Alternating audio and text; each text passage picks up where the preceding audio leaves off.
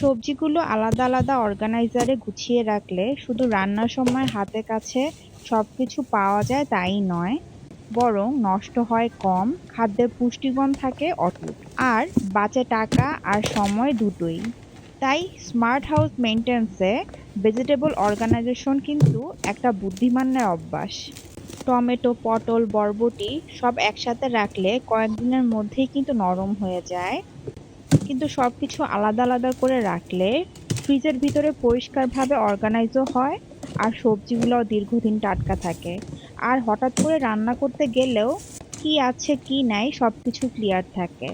এখানকার বেশিরভাগ অর্গানাইজারই আমি কিনেছি অনলাইন ওয়ার্ল্ড বিডি পেজ থেকে, দুই একটা কিনেছি দারাজ থেকে, আর এটা কিনেছিলাম মিস্টার ডিআইওয়াই থেকে। এবার সবকিছু ফ্রিজে সুন্দর করে গুছিয়ে রাখবো। আমার এই পার্টটা যে কি ভালো লাগে বলে বোঝাতে পারবো না। আমার সবকিছু এরকম অর্গানাইজ করে রাখলে খুবই ভালো লাগে। ফ্রিজটা দেখতেও আমার শান্তি শান্তি মনে হয়। আচ্ছা, যাই হোক, আজকে দুপুরের জন্য একটু অন্যরকম একটা রান্না করব। রেসিপিটার নাম আমি বাটার ক্যাপসিকাম চিকেন দিলাম। আপনারা কি দিবেন সেটা আমাকে জানাবেন কমেন্ট বক্সে। এখানে আমি চিকেনটা একটু ভিনেগার দিয়ে মাখিয়ে রাখবো এক্সট্রা গন্ধ চলে যাওয়ার জন্য। চিকেন ম্যারিনেট করার জন্য একটা স্পাইস বানায় নিব আমি। তার জন্য লাল ক্যাপসিকাম, রসুন কুচি, পেঁয়াজ কুচি, সাদা গোলমরিচ গুঁড়া, মিক্সড হার্ব, সামান্য আদা বাটা দিয়ে সবকিছু একসাথে ভালো মতো ব্লেন্ড করে নিব।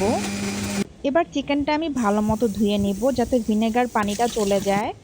তারপরে ব্লেন্ড করে রাখা মশলাটা অর্ধেক দিয়ে দিব, সাথে সামান্য লবণ আর মরিচ বাটা দিয়ে দিব, দিয়ে ভালো মতো মিক্স করে এয়ার ফ্রায়ারে বেক করে নিব 180°C 21 মিনিটের জন্য বেক করব। চিকেনের জন্য এখানে আমি একটা গ্রেভি বানাবো, তার জন্য অনেকগুলো বাটার দিয়ে দিব প্যানে। তারপরে এক্সট্রা যে বেঁচে যাওয়া মশলা ছিল ওগুলো সব অ্যাড করব, ভালো মতো কষিয়ে বেক করে রাখা চিকেনগুলো অ্যাড করব। চিকেনের যে এক্সট্রা জুস বের হয়েছে সেটা দিয়ে দিব। তারপরে 5 মিনিটের জন্য রান্না করে নিব। নতুন একটা টিফিন বক্স অর্ডার করেছিলাম। প্রিমিয়াম সিলিকন লাঞ্চ বক্সটা আমি ট্রিপ করে এসেনশিয়ালস থেকে নিয়েছি।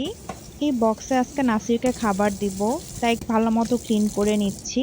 এবার আমি গার্লিক মাশরুম বানাবো। এখানে আমি একটা মিক্সড হার্ব বানিয়ে রেখেছি।